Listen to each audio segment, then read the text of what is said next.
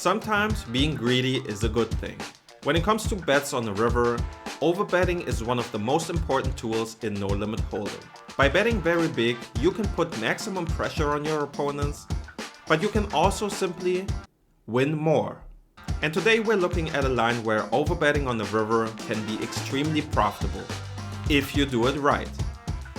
In this hand, Prodigy opens the button and Asian Flushy 3-bets. On mid stakes and below, you would already be able to exploit the average regular in the small blind by 4-betting very often, because they overfold in that spot. On high stakes, this will be less the case, especially against a world-class player like Flushy. So Prodigy calls and the flop is 6-5-3 two-tone. Flushy checks, which is the most frequent action on such a low flop, as a lot of his high cards missed the board and relatively more hands in Prodigy's range connect with it. Prodigy checks behind, which is a can but not a must according to GTO. The turn is a 9 and Flushy checks again. With a flush draw, a gut shot and not much showdown value, this is a good spot to start betting. We could easily call a check raise if we have to, and if we improve on the river, we can win an even bigger pot.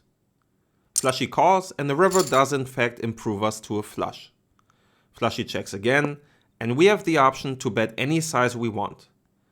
And well, since this video is about overbets, you can guess what's coming. Yep. Looking at the solver, if we give the button a 75%, a 150%, and an all-in sizes options, an all-in would almost never be used, especially not with the Jack 8. If we remove the 150% option, it would still not use the all-in with Jack 8.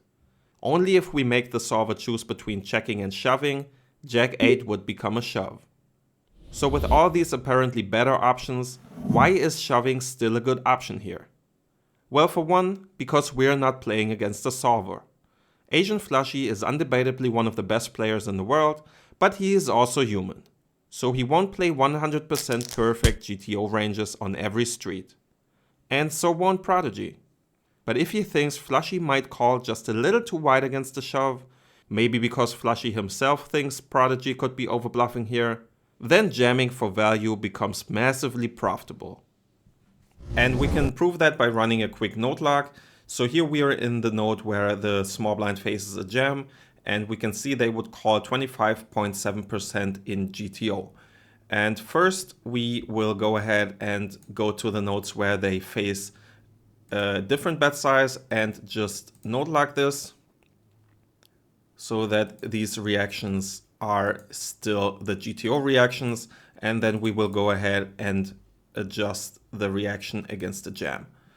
And here we will have a look at which hands would call in GTO and whether it is realistic that Asian Flushy might call a little bit wider than that. So first of all, aces like to mostly call with clubs, kings, queens, not so much. So what I think is a little bit more realistic is that maybe he will just call with all the club combos and not with the other one. I think kings and queens are not too unrealistic to also sometimes call, so GTO would almost always fold them. But let's say that those kings with a club might go ahead and call sometimes. Same with queens. It is always a battle between whether you block value or you block bluffs in your opponent's range. But I think in practice, it might just be the case that those hands call sometimes. Maybe pocket tens, oh, these already are calling with the club combos all the time. However, the second question is how many of those get to this spot in the first place. So pocket tens would almost never check the flop, check call the turn, and then arrive at the river. In reality, that might happen a little bit more often. Who knows? We will just work with this range for now, but just keep in mind that these frequencies that arrive at the spot with might be very different. Ace king with the king of clubs. Not sure how often that is really being called in reality. Let's just go ahead and always fold ace king here just to make it a little bit more plausible. So also we see that almost all of these ace X hands that are a flush on the river go through this line with almost 100% frequency, and then of course they always call. So it's not like our opponent cannot have any flushes or even full houses. But still, jamming is an option, even though our opponent will sometimes just beat us. So here, ace 9, king 9, those call a lot. However, queen 9 does not. I'm not sure whether these frequencies might be higher or lower. Let's just keep those as they are, which I don't think is unrealistic, that Flushy will just sometimes bluff catch with those trips.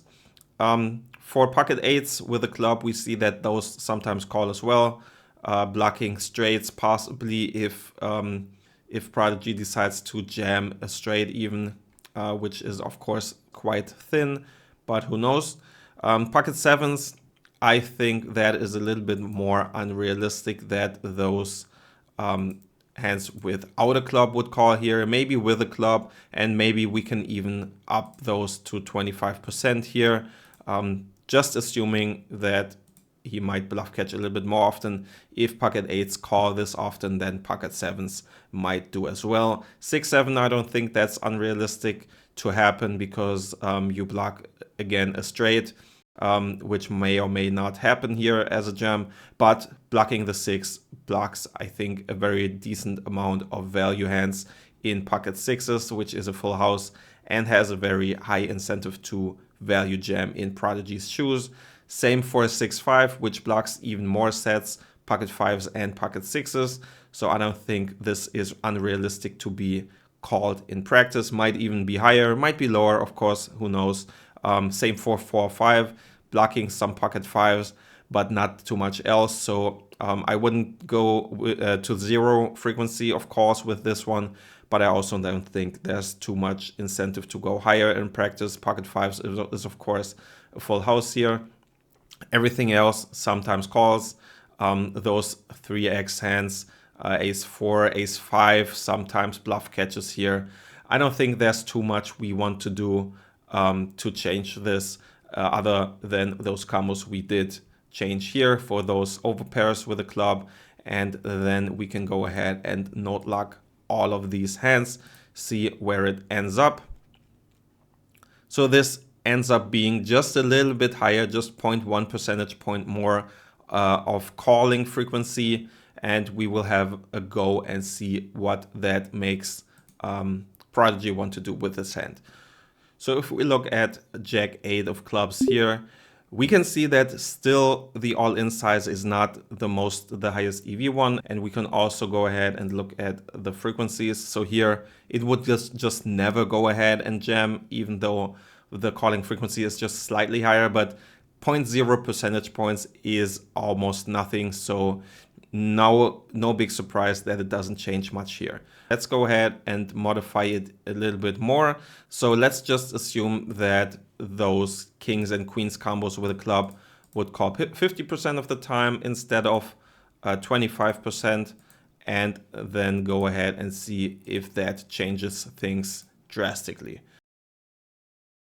And now the calling frequency went up to 26.5%, which is even still less than 1 percentage point more.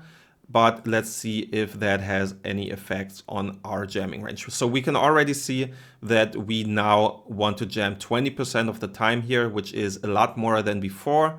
And going to Jack 8, we actually see that Jack 8 of clubs wants to jam basically every single time here, which is a very clear difference to the simulations before. So we can see that we did a little bit of adjustment, and these hands, so these overpairs with a club, play a crucial part in what our best strategy is. If even those pocket kings or pocket queens go from calling 25% of the time to 50% of the time, then jamming Jack 8 is actually very profitable. So maybe that was what was going on in Prodigy's head. Maybe he thought that Asian Flushy might just bluff catch too often with those overpairs that block a flush, and he just went for the jam here. If that was the case, then his action is actually very solver approved, as we can see. So if we expect our opponent to make a mistake against a certain bet size, it pays off double to use that one. But how do we know if they overfold or overcall? Well, getting a good idea of how your opponent plays is one of the most crucial parts in poker. And there's no real way around learning a solid GTO base and then spotting differences and deviations that your opponent makes from it. However, even if you don't have that info on a player, you can still use population data. For example, on mid stakes, in this specific line in 3-bet pots, so the check, check call, and then checking the river line, we can see that population heavily underfolds against the bet. And that even applies to overbets. Which means for you as the in-position player, in this specific line, you want to do exactly what Prodigy is doing here, which is going for value and going really big. Because if you're getting called more often than you should in this line, then also going for the maximum amount of chips is going to be the best exploit you can make here. In other lines or board types, that might not be the case.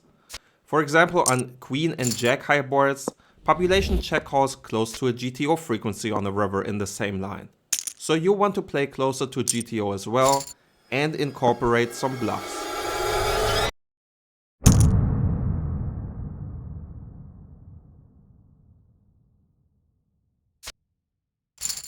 These and many more stats are included in GTO to exploit, which you can find down below. So if you want to know which lines you should exploit by going hard for value, and in which you can print money by bluffing, you might want to check it out. In there, I deliver daily exploits like this, so you can increase your win rate by knowing when and how to exploit your competition. And then, knowing you would have only won a $13,000 pot had you bet 75%, scooping $35,000 feels even better. And if you want to see more lines that are heavily profitable against population, watch this video next to find out in which line you can print money by bluffing.